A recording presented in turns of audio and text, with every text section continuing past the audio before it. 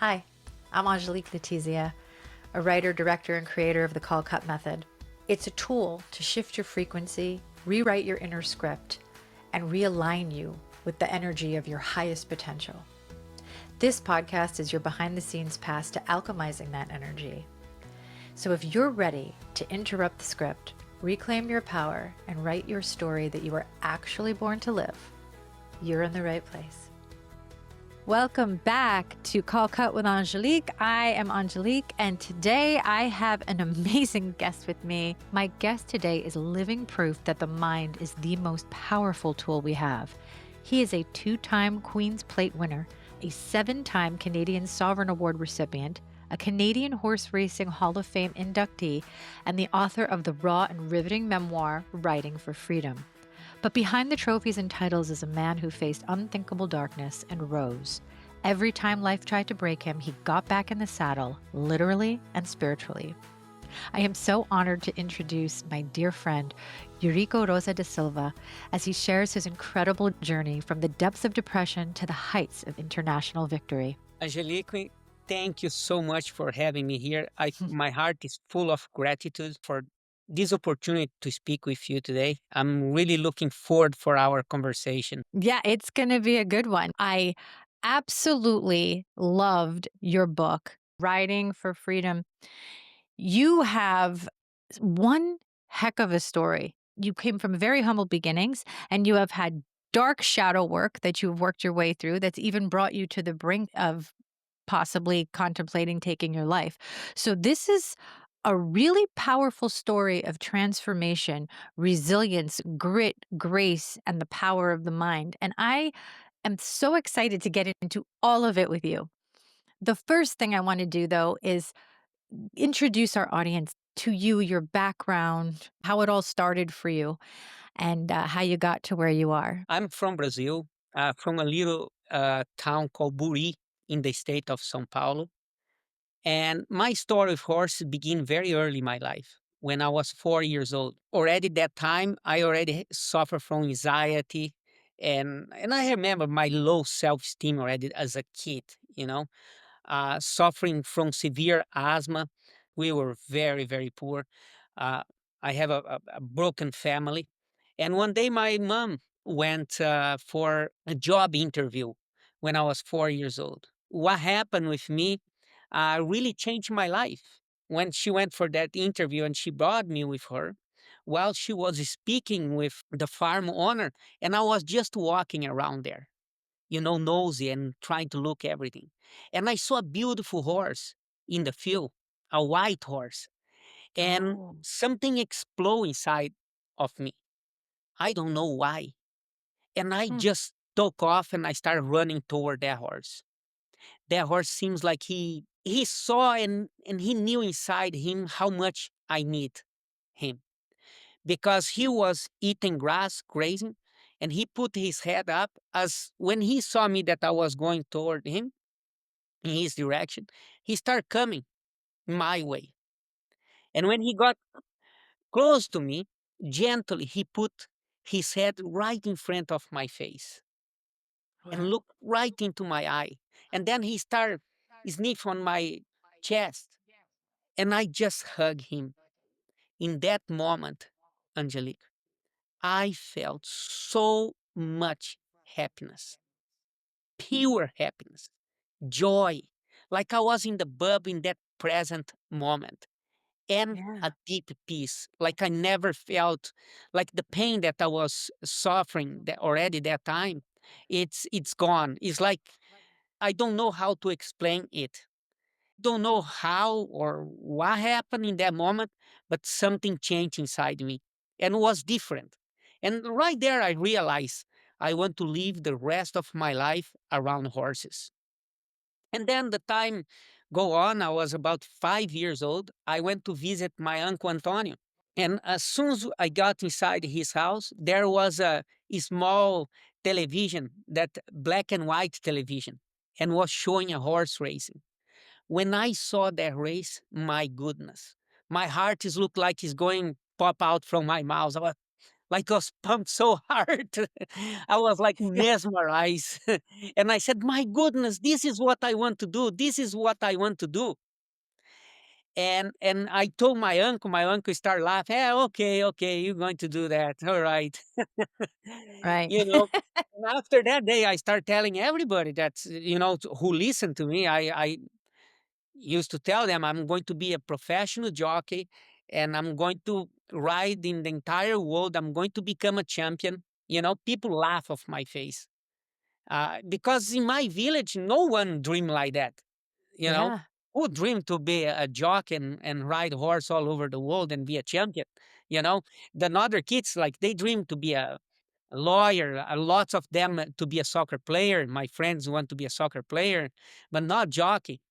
Então, my dream was totally out of contest. My opportunity came when I was 13 years old. But before that, even when I was like 6, 7 years old, my first job was shining shoes in the street. My town was just 7,000 people that time, and not many people. And some days I didn't have much business. I go pick up bottle and cans in the street to sell and make some money because I suffer from severe asthma and my family is very poor. And I use that money to buy the asthma spray for myself.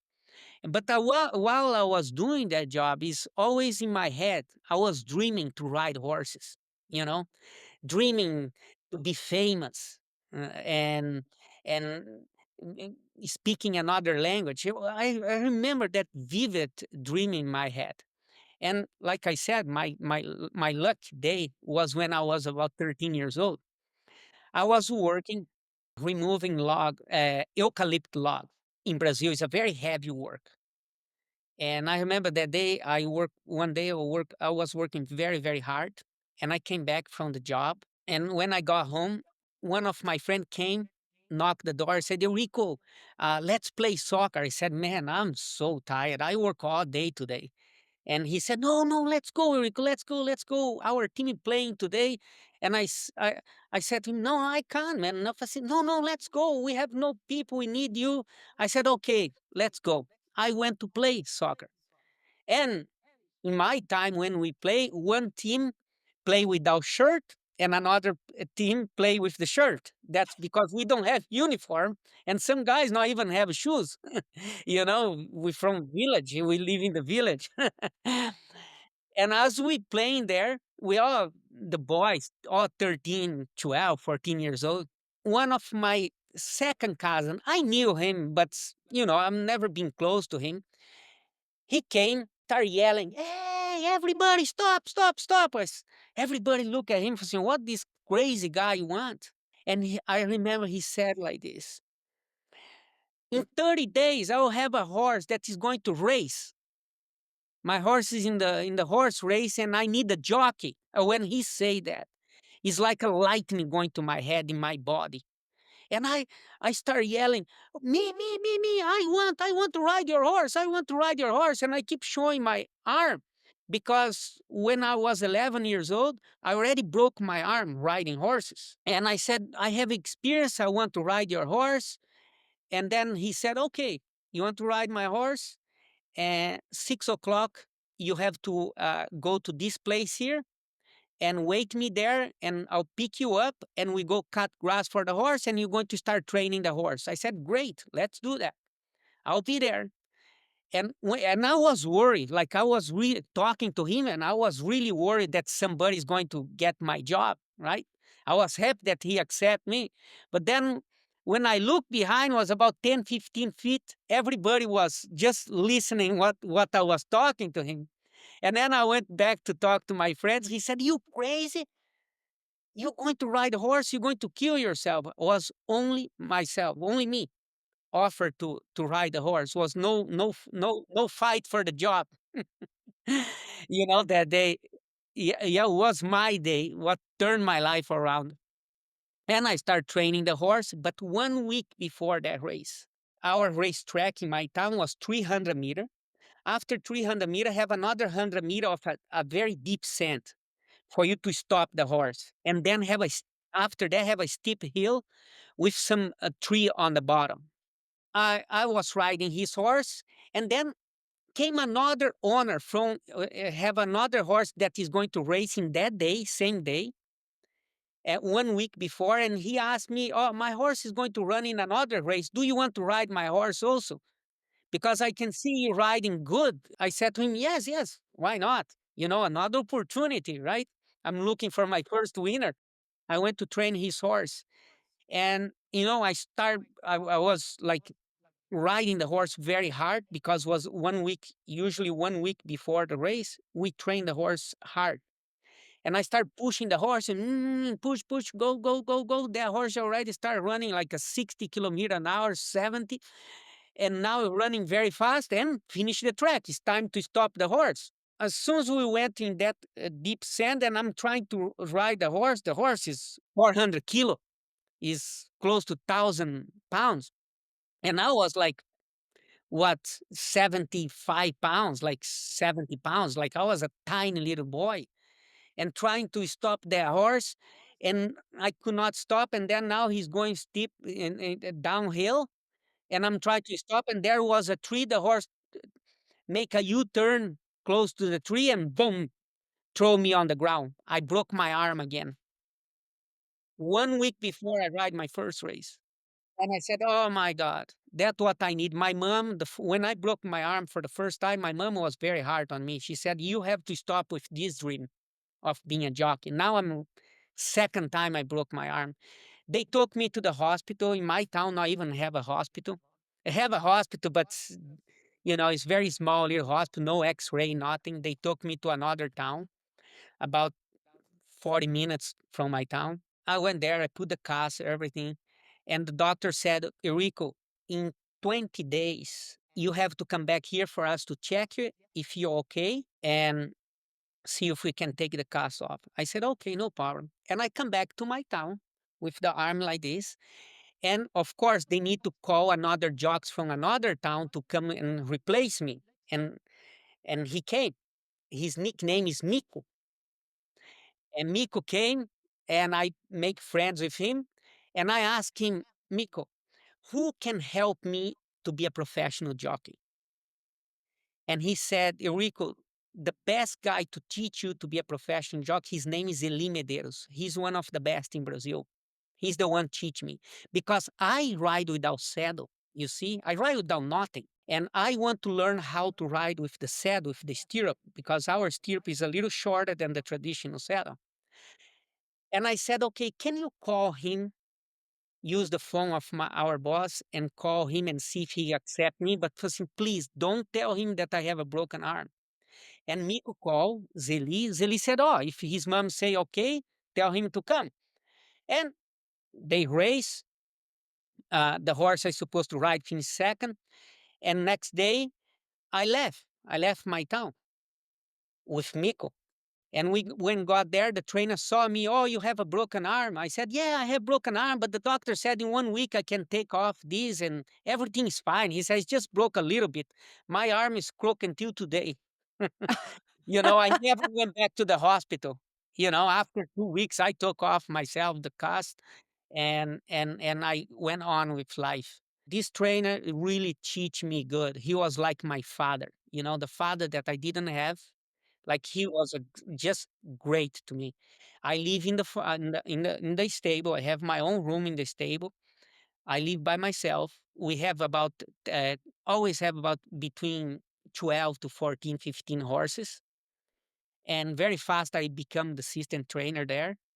And I was there for 2 years, almost 2 years and a half, because that time he only trained quarter horses. Quarter horse is the faster horses in the world.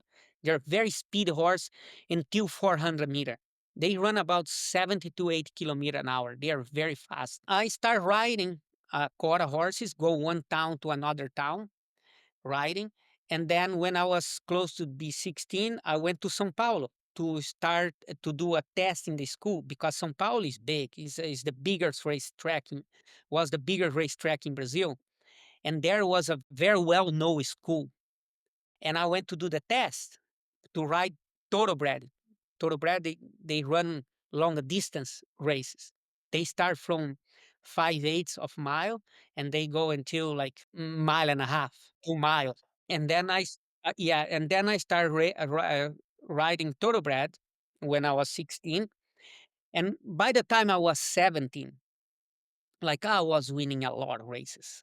Now I am competing with the guys that I used to see in the TV, and I was making like a good money. Like I have a good contract, one of the biggest contract in Brazil. I was riding for one of the biggest stable in Brazil, and life looks very good. Like from outside, looks very good. But Yeah. Angelique, when I was out by myself, something was not right with me. And there where the darkness started really getting to me, because in my mind I thought, when I become a professional jockey, famous, and with a lot of money, I said all this insecurity, this low self-esteem will disappear. you know but now I'm getting, in Brazil, in horse racing, I'm getting famous. Okay, I'm making good money, and these things, it was not the hole will only start getting bigger instead of get smaller. And many time I was by myself, and when I look at myself in the mirror, I felt like a big emptiness inside myself. It's like I have a black hole inside myself. And many time I didn't like the person that I saw in the mirror either. And, there are so many people in the world who really believe that same thing. They believe that if I'm famous and I'm rich, all my problems are going to disappear. The tormentors from my past will disappear. The demons from my past will disappear. And they don't, they magnify. It comes from a space of lacking love and truly believing, well, if I do this, they will love me. If I do that, they will love me. When the key is loving yourself. Totally agree. We are speaking now the same language for sure. I'm great for this. That's why I was looking forward for this conversation, because you know the stuff. You've been there, and you know very well. We have this illusion we're going to be famous, we're going to be rich, money, and it's going to be the cure. And like you said, the cure, you have to in some way learn to heal yourself and love yourself. That love doesn't come from outside, it has to come from in out. And you know what's interesting, because you had a battle with addiction. 17 years old, it start, drinking, gambling, and sex addiction. Yeah, it was really, really a torment in my life, and went so bad, like when I was like 19, and one day I was driving home drunk. I said to myself, this is enough, I'm done with this. I said, I'm going to start doing martial arts. That's enough. I could not, like, I was intoxicated, like I feel poison inside myself, and a voice told me, you can't stop, The devil, the proverbial devil that comes on your ear. you can't stop. Oh my god, when I heard, it's like I felt that energy in my body. I said, what is this? And I got scared. Yeah, because it's terrifying. Yeah. It's terrifying because you feel yourself out of control. My feeling was more with anxiety. I didn't have the Mhm. addiction, but I felt a prisoner in my own body, which is what you're ultimately describing, where the mind just starts to take you down this road and you're like, am I going to get out of this? Because I don't think I'm going to get out of this. And it's not until later through your healing journey when you really come to the realization that this is an initiation. We are not going to know what it's like to be in the light unless we walk through the dark. And with fame, fame is a spotlight. That's not the same as a floodlight or starlight, right? They're very, very different. And a lot of people who have fame and money also struggle with the same things, because there is this intense having to face yourself. Some people succumb to it and they don't get past it, and then there's someone like you who you went into the dark and you knew that the only way out was through, and you went through it and you found yourself in the midst of it. And what happened is that that time when I felt that, I started going find trying to find God. I started to go into religions, and then I feel more empty. In Brazil, they are very aggressive. They pray. They want this money. They want your 10% and all this stuff. And very fast, I get out for say, you know what, forget it. And I really didn't believe. I honestly, I I can say this. I was atheist for many years. Mm, I just don't yeah. believe. I thought everything was happening to me was God is punishing me. That's how I thought, thinking my mind. That is a programming. A lot of Yes, people feel that, exactly. right? It's a program, and we're going to get there. We're Oh, going we're to get gonna get there. yeah, and it's all programming anyway. And you have to Yes. destroy that program. And then I started thinking. I said, you know what? I have to get out from Brazil. I need to go somewhere. Okay, now is the time. My dream, and plus, I said, for me to escape from all this, I was not good with myself. And then when I was 22, the first opportunity came for me to go to Macau to ride in Asia. Macau is a small little island in south of China. Used to be a Portuguese colony for over 400 years. It's a beautiful island. Yeah, no, it's Hmm. very, very rich island. The race there was like really good horse racing. And I went there. And there I have the opportunity. I got married with my first wife, Claudia, and I continue winning races. And I make way more money that I was making in Brazil, even more money. You know what? That anxiety and all that insecurity only got bigger for me. Okay. Yes, in the beginning, I was able, when I got married, was, well, I used my discipline. I was very disciplined guy. I was determined to do good in my job. I was able to hold on a little bit. But when the demons came back, man, they always come back stronger. And then in 2004, I moved to Canada. When I came to Canada, to this beautiful country that I love so much here, I came here with a big hope that I'm going to be free from this. And one disease that I was free was about gambling. When I came here, I said I'll never gamble anymore, and I never did. I was able to quit that. That is the good part. Okay. Because in Asia, where I was, it's all about gambling. It was very hard for me to stop. But here, when I came here, I said I quit, and I did quit. No more gambling for me. But the drink and the sex addiction, I could not stop. They gave me a good holiday. About couple years, I was good. But Angelique, this time when came back, I didn't want to be with myself. Around 2006, where I went for help. Finally, I said, this is enough. I was riding one horse, her name is Gray Auntie. Uh, the trainer called me and asked me if I want to ride this horse. Uh, he explained for us, Eurico, she is very sensitive horse. Um, and she's very nervous. She need a jockey that have a lot of patience with her. He knew that I have the ability to ride her. And I went to ride her for the first day I went train Gray Auntie. I told him, I think the best way for us to train this horse, train her without the saddle, without the stirrup. Because here in North of America, we all train with saddles, like we do, we race, right? And then he have to ask a special permission for me to ride without the stirrup, like I did in Brazil. And I start riding her, and we start gaining connection. We were the first one to get inside the track. As soon as we get inside the track, there she goes, and we start getting disconnect. She start relaxing. She start running so good. A second, first, third, like in the money all the time, right? But like I said, that time I was not good with myself, and that's so sad that the suicide was in my mind, was coming to my mind stronger and stronger.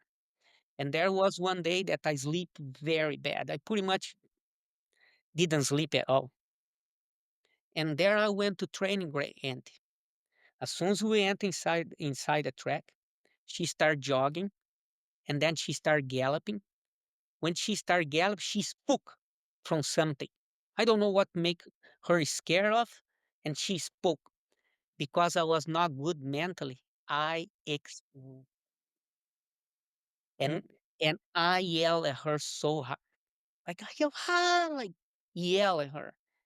And I saw that she felt the yell. And then she was very nervous around the track. And we finished the work. She got really nervous. Now I'm bringing her back to the barn. And I start notice that something was not right with her. I said, this horse is not doing good. She started putting her head down, her shoulders start getting down. I said, oh, this is no good. We were close to the barn. I jump off. When I jump off, she barely could walk. She was all tying up. And the trainer come running. He ran to me. He got her from me. And he saw how nervous I was. I was in panic. He said, Rick, relax, relax. This happened to her before, but with you is first time. And when I saw that horse with that situation, like bare she could walk, I was feeling like terrible inside myself. And I start saying sorry to her. I say, I'm so sorry, sweetheart. I'm so sorry, sorry. And as I was looking in her eye, Angelique, this look weird, but as was look in her eye and say sorry, I felt a compassion from her in that moment. It's like she was telling me, Rico, you need support. You need help, Rico. You are not good with yourself. You need support.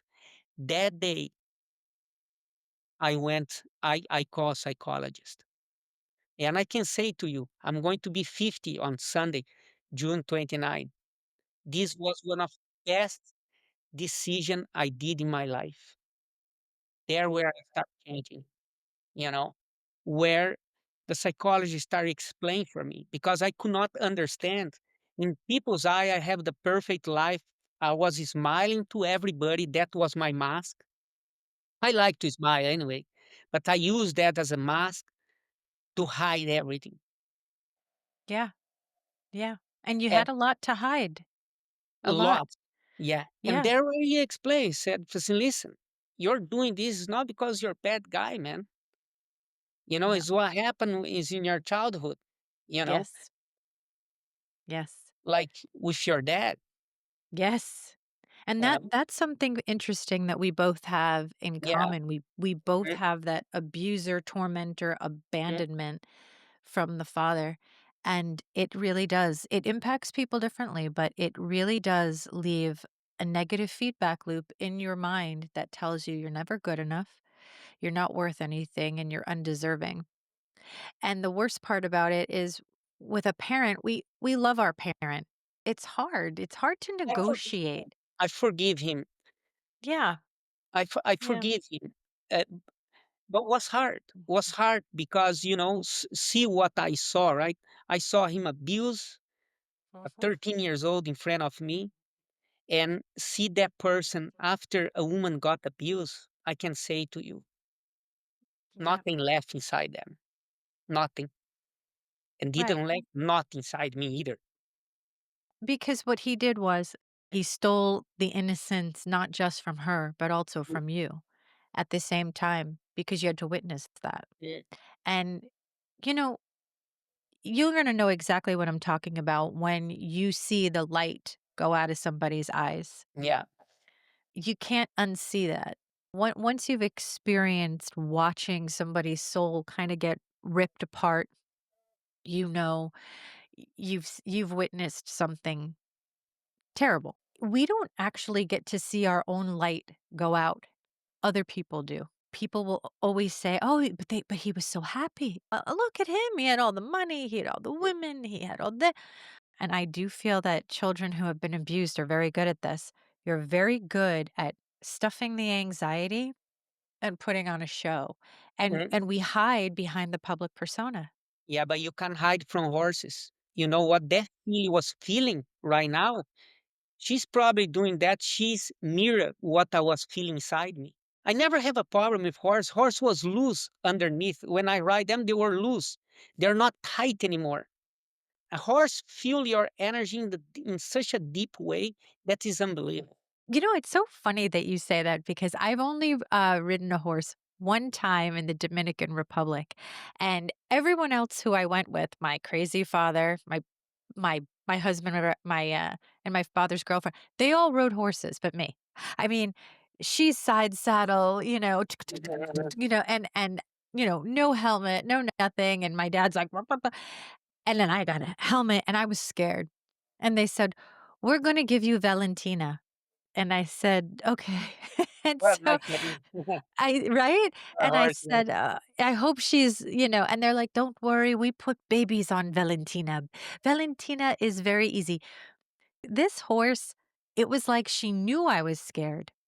And when we got onto the beach and they go and they gallop toward the water or whatnot, I was terrified. I was like, "Oh my god, I'm gonna fly off this horse.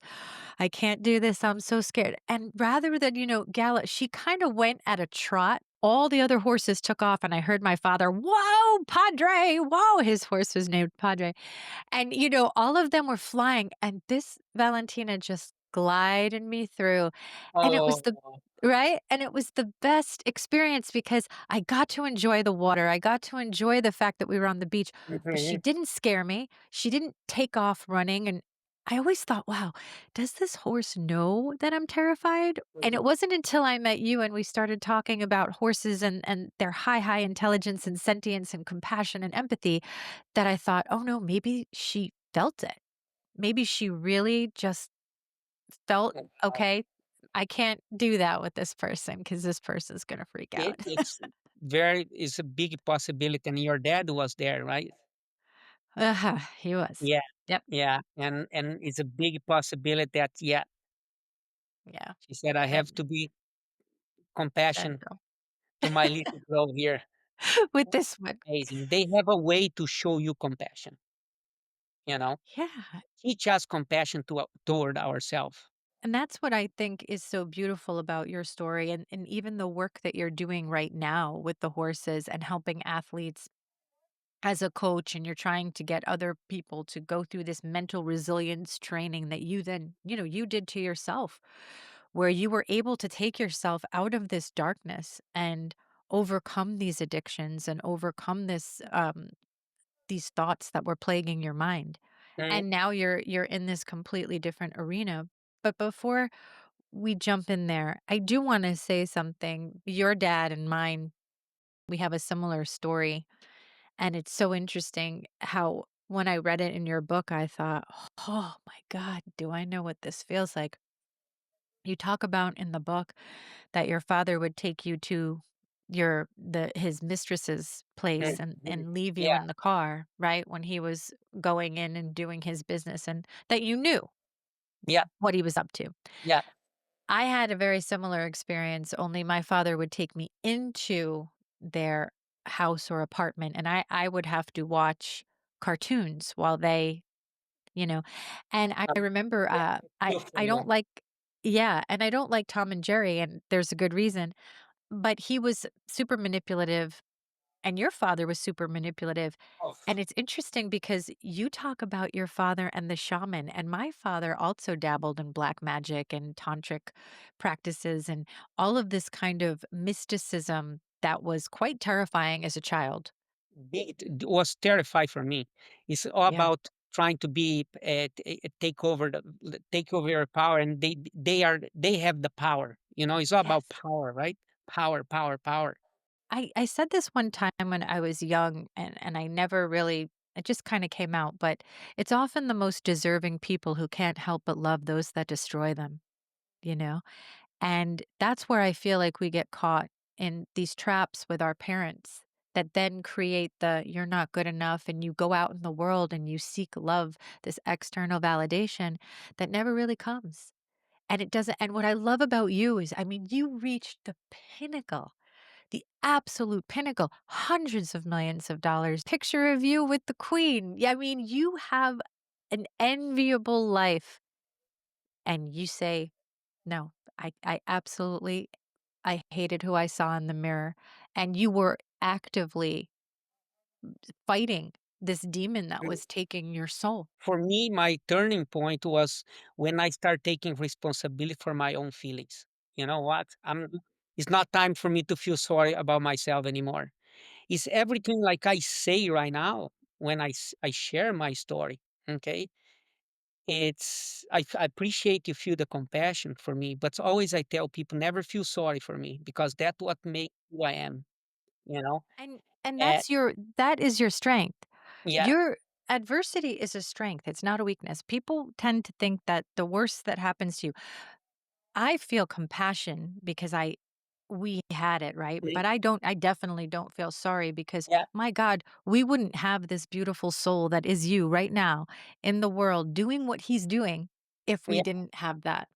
It's And just who part of it. knows? Maybe we need to go through these lessons in our life because we have to learn the lessons. And extract a lot of good things about all this mud. We call mud, right? When you go there, and I have to go there thousand and thousand of times. You know, to learn, to learn, to learn and get the strength.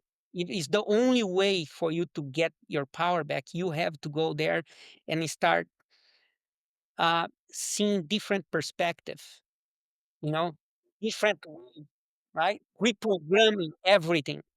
And it's a very slow process. Took me 10 years. Like I was 10 years in therapy just for that, like to reprogram myself. But was like when I became free, I became free. Even the asthma, I spent close to 500 Canadian. I used to spend close to 500 Canadian every month in medicine for asthma.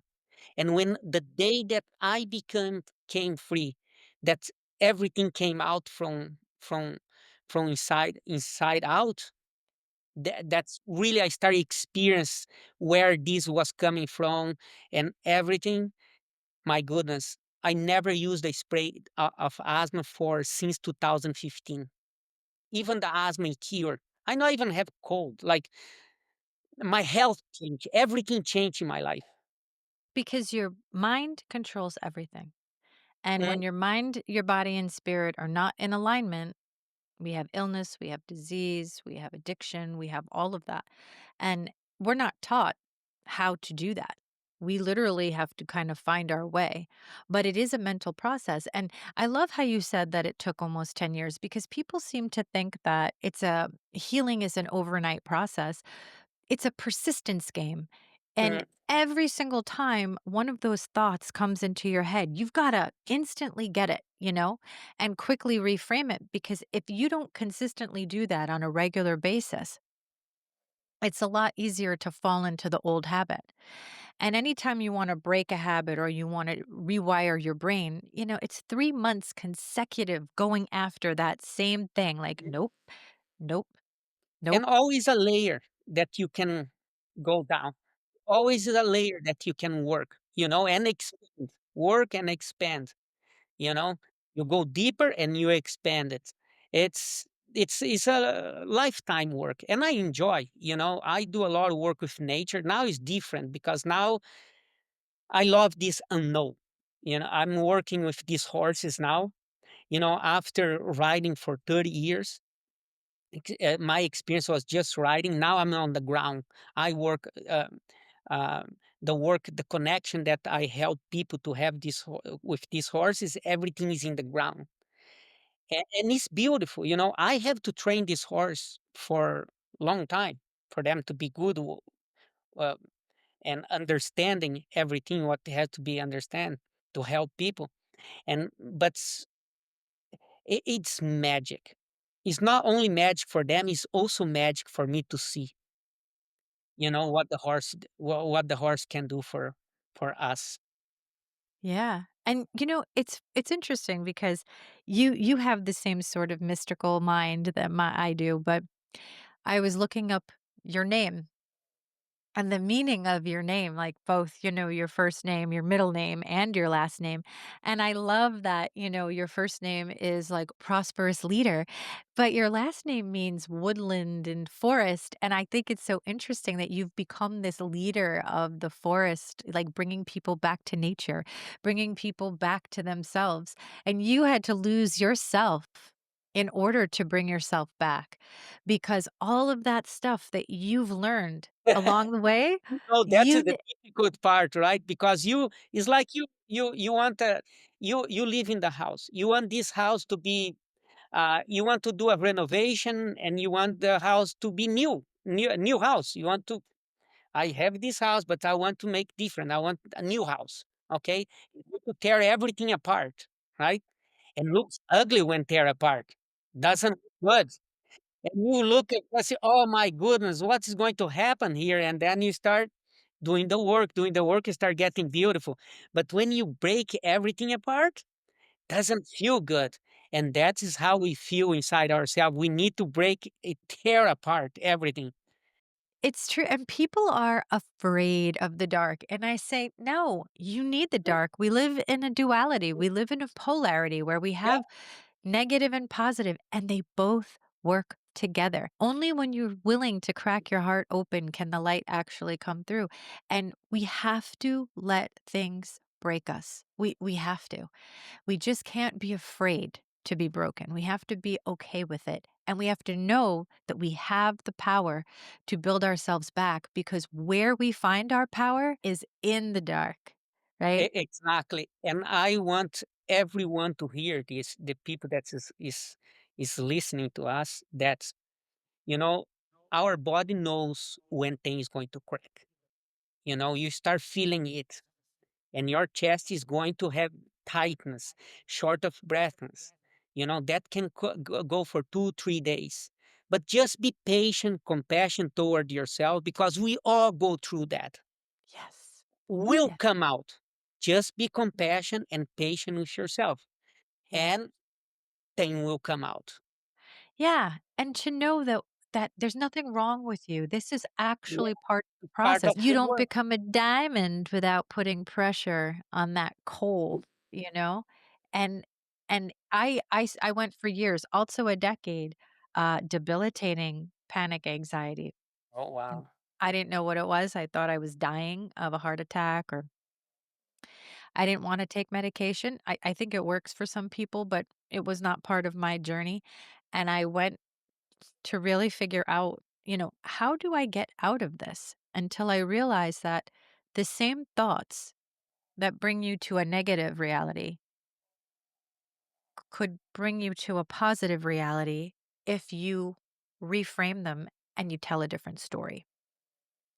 And it's not just about telling a different story, but believing it and living that story. A lot of people want to skip that part, but I say don't skip that part. The dark is the best part. That's where everything is born. Exactly.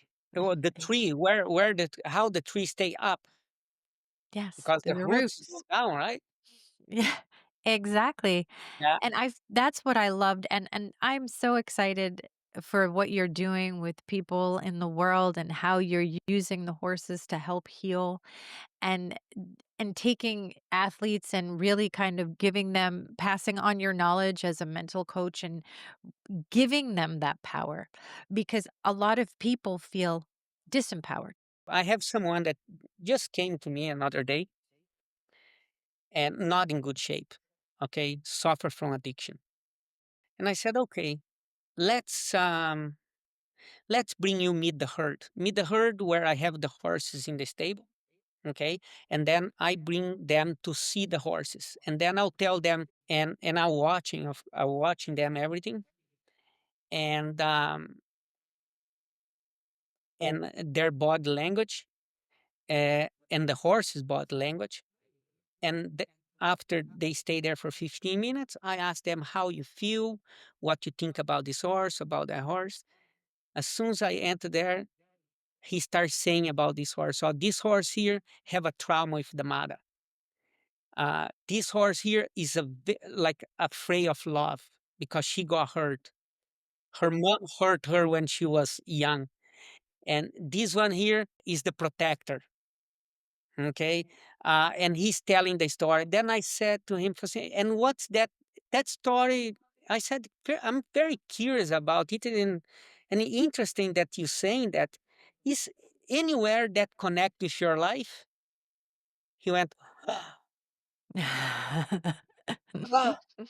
that is me." Oh, oh no. He said, "That's my life."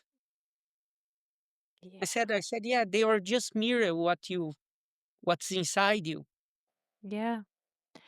That's beautiful. Ah. Yeah. That's yeah. I said, "What horse you want to work with?" He said, "Oh, I want to work with this horse, the love one."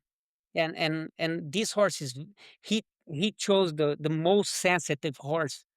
I was myself. I wish he choose another horse that I know could really relax him more, and that's what I felt, but I was wrong. He brought me there, and as soon as we went to the arena where I bring them, and we start doing the exercise, and and these feelings just start like jumping, and you can see all the anxiety, right?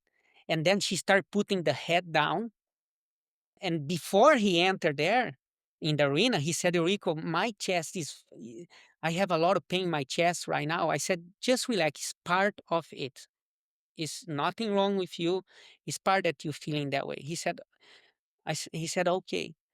I brought him there, and this filly started kicking and jumping, and put her head down and yawning, like yawn, really like open her mouth. And the horse, when yawn, what happened is the horse is helping you to release your energy because they suck it in everything. The horse heart is 5 times bigger than our heart, and they really can feel it. And their guts is way bigger than ours too, and where they feel it. And she was releasing for him, releasing, and she kept going around him. And was there about almost 10 minutes just watching everything. And I asked him, "Everything is okay with you?" He said, "Oh my God, my body. She's doing all." I knew that she's doing all the work, but he was so connected with her, Eurico. She was cleaning all the bad energy for me. He said, "I was supposed to feel that. I don't feel this. I don't feel this for years." He said, "I don't feel this good in my life for years." He said, and then he started hearing the birds. The bird was there since the beginning because my birds, the birds that are around the barn and the arena, they're like symphony, right? Like they're so beautiful, right? And then he said, "Rico, look at the birds. Was no birds here. Now it's bird." I said, "No, the bird was here. It's just, you open up for it, open for the experience." And and it was beautiful. See the color of the skin change. Everything changed. The energy of the person changed.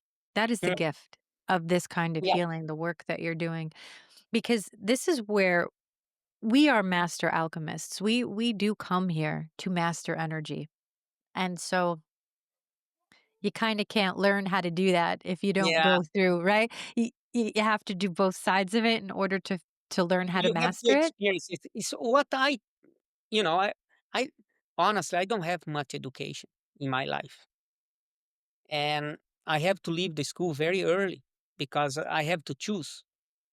And it was hard for me because the dream of my mom was for me to go to university. Not only me, my brother and my sister. you know and I was breaking her dream apart to follow my dream, but I have to follow my dream because my dream was too deep, Yeah. and Yes. and I'm happy I did you know And you're wise, Eureka. Like there's something there's education, there's intellect, and there's wisdom, and they're not the same.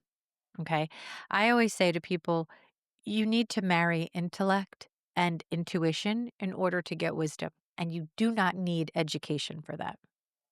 Education comes through experience, and you had a life filled with experience. And by following your heart, you got yourself exactly to where you are supposed to be in this world. And what's incredible is you have money, you have beautiful family, you have an incredible business, you have an incredible legacy. So you lost nothing by And following your dream. You gained everything. but for me, honestly, is the most value thing for me is my family and the horses. It's two things that I will never walk away. Yeah. Yeah, yeah. It's and what a life lived. I mean, if it was all gone tomorrow and it was like, okay, this is the end, you have done it. You have lived this incredible life, and you have told a story that, I mean, anybody, I'm going to say it 1,000 times. People should read your book. I'm holding it up again. It's a Writing very for raw Freedom. book. Not, I didn't hold anything back. Everything is No, there. you didn't, but I will tell you that this is such a deep heart connection to anybody who reads it. You're not afraid to be unapologetically you. And when you do that, you open the door for other people to not be afraid, for other people to say, oh, okay, there's nothing wrong with me. Oh, maybe I have some healing. Oh, I can fix this. You give them such a gift because you allow them to understand that they are not alone. And plus, I look them with eye of a horse. You know, it's compassion because they're not going to come there, and I'm going to open the space for them. Is their space. It's totally their space. Will be no judgment, and they will feel that. Okay, they can open up because I did all the bad thing that I didn't kill nobody. Like I didn't. That's never did that, and I'll never intend to do that. I was bad for myself, and I have no license to judge no one. That's what I tell my clients. I said, listen, we all can work and start our life. It's up to you. No, it doesn't matter if you're 20 years old, 30, 40, 50. You can start your new life anytime you want, but you have to choose it. But you have to take responsibility what you're feeling. If you come here to blame somebody about you falling apart, what happened if in your life, this is not the right place. You have to take that responsibility. Once you take that responsibility, we can work, like we can move forward with this. And don't you feel that responsibility is a form of empowerment? Because when you are able to look at a situation and say, "Oh, that was me," or Yeah. "Oh, yeah, I could have done that better," or "I could," all of a sudden you realize how incredibly powerful you are because it's all about choice and making a different choice. When we get on a feedback loop of somebody did this to me, the victim story, oh, that's because of this, that's because of that. We Waiting for never somebody to rescue you all the time and feel sorry for you, and you feeling sorry for yourself. It's just it's a dog biting the tail.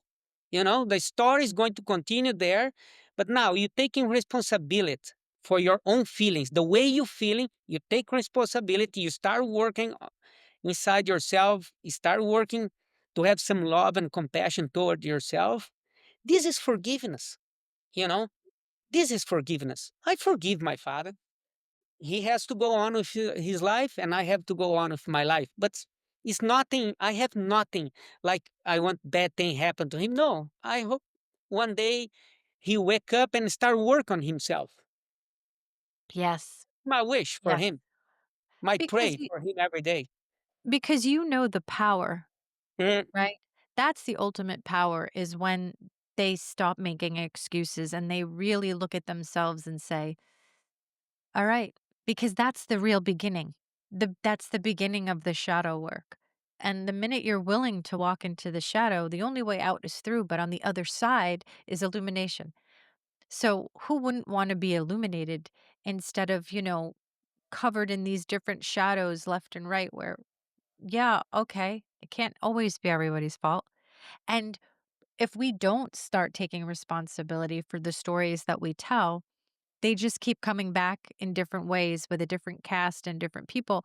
So we continuously play out those scenarios over and over and over again. until you resolve it and you Ex- get out from that cycle. You know, Yep. it's a cycle that you keep doing the same thing. Yes, Yeah, exactly. yeah. Yep.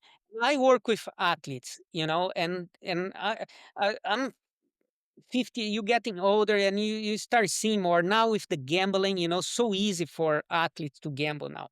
My time, like you famous, you for a jockey, what, every 2 weeks, 3 weeks, you in the newspaper, or in the or sometime you go for a television show, something like that, right? But now it's 24 hours. You are in the internet, and this keeping like a jocks that win, for example, a big race in the world, like a Queen's Plate, or is in the internet now. It's like a fire into the world. You get famous like in the speed of light, so much more faster than before that my time. And this is really can hunt you if you don't know how to deal with that, with that famous. That can really hunt. For me, was tough, because I started realize very early. I said, my goodness, this is not my, like, this is not the way I'm going to resolve things in my life. But I didn't know how to work on myself, you see, until finally I got reading books. I learned, you read my book. I have somebody very kind that gave me a book when I was in Macau where I fall in love reading. And I started reading about psychology, stuff like that. Because in racetrack, I never heard the word psychology. Psychologist. I never heard anybody say about psychologist. I have to learn through reading, and finally I took the step and went for help. But it's very important now these days. Every athletes, like elite athletes, have some kind of support, with a coach, a mental coach, or psychologist, uh, or a life coach, because with the internet now, it's not easy. Yeah, it's a lot. You make a really valid point about the difference between the digital age and when we were younger, Mhm. because it is a 24-hour pageant of whatever you want out in the spotlight, all about you. And that could be a lot for people to take because there's a lot of criticism. There's a lot of, Exactly. I'm talking only the good part here, that you can be very famous, and people, you know share your videos very fast, stuff like that. But what about the criticism? Next day, well, when you go, because you're a sportsman, you lose more than you win. Like I was good jockey. Like I was top in my world. Okay. I won about, the last 10 years, I hit about 25%, between 25 to 28%. And how much I lost? The majority of the time you're losing. oh, and I would love for you to say something about this because there is a toxic mentality about winning and this idea, and you see it in kids too, where, kids have a really hard time losing. And losing is actually part of the deal, right? We're on a polarity spectrum, so we're Yeah, going to experience both. You can't win without understanding losing, etc. There's something incredibly toxic that's happening to kids that are getting these emotional and physiological reactions if they don't win or if they don't get a trophy for participating, which I think was a dangerous thing to do. There's a lot of, competition is part of this particular reality. I like collaboration exercises better than constantly putting kids at odds. But the reality is life has this competitive edge, right? So what would you say, and I'm really curious to hear what your thoughts are on this, to parents and people whose kids are in sports, this hyper focusing on winning and this sort of shaming of the losing instead of explaining to them that losing is part of the deal. Like you have to be a good loser. Because you're not going to win all the time and you have to know how to kind of balance that. and the parents has to be very careful, very, very careful, because their job is to love their kids. Once the kid go there, try their best.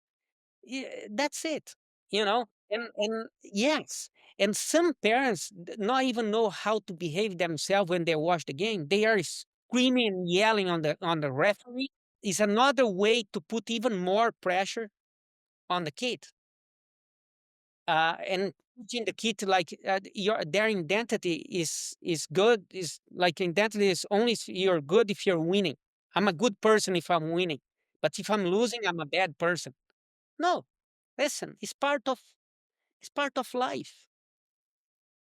You know, that one of the thing that I can say to you with a lot of experience. That was one of the hardest thing for me to learn in my life,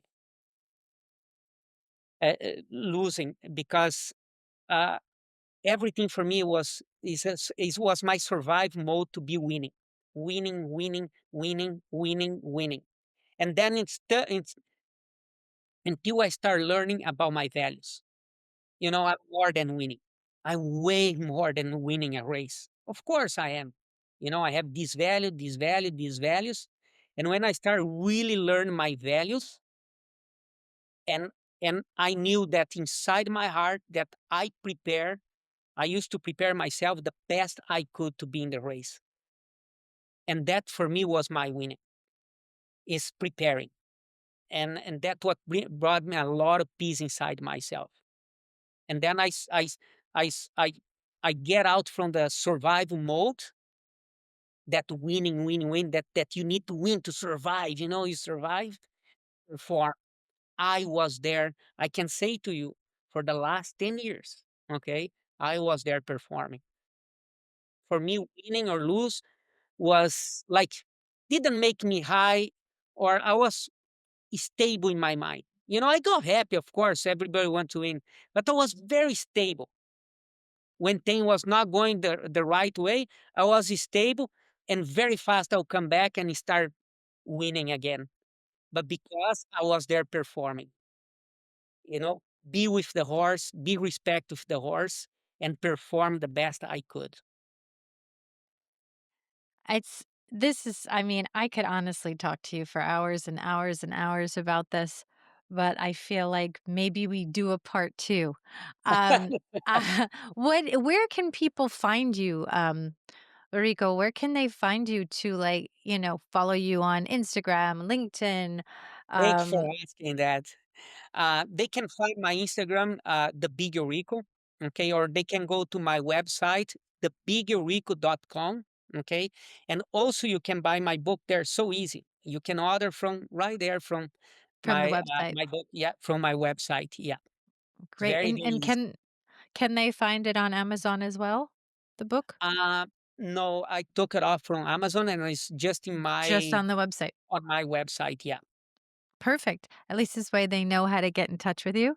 yeah. And that yeah, this has been such an amazing conversation, and I was so excited that we had a couple of trial and errors where the universe was trying to rearrange for us to get I here, and know. we finally did. I have so much gratitude to you. Uh, Thank you. you know, for our conversation today. You know why? Bye. I have a mission. You know, my mission is speak about this connection, the horse and the people. You know, and what this connection can do to the people. You don't Oh, need to suffer from trauma or heavy stuff. No, if you feel stuck in your life, you feel like a moment that things not going your way, and horse can help you. I can say that. yes. Okay, I see horse helping many people, and this is my mission, and I'm grateful for you to give me the opportunity here to speak about it. You're a gift, my friend, and you're in story. And I don't know if you're Oh, listening, Netflix, but you need to do a show, preferably a series, because there's a lot to unpack with my friend here. But this is one hell of a ride, and you are one hell of a friend. And I am so grateful that we got this opportunity. thank you, thank you. Good luck to everybody. Yeah, good luck to everybody. That's what I used to say in the horse racing, and I say it to everyone. Good luck. Thank you for joining me on Call Cut with Angelique. New episodes drop every Friday, so please come back and join us. We have some incredible guests. We're going to talk about some incredible topics, and we would love to have you here. If this content resonates with you, like, subscribe, and share to anyone that you think would enjoy it. Remember, life is a story, and it plays out as a movie. You are the director. You are the writer. Make it a good one. Always keep shining.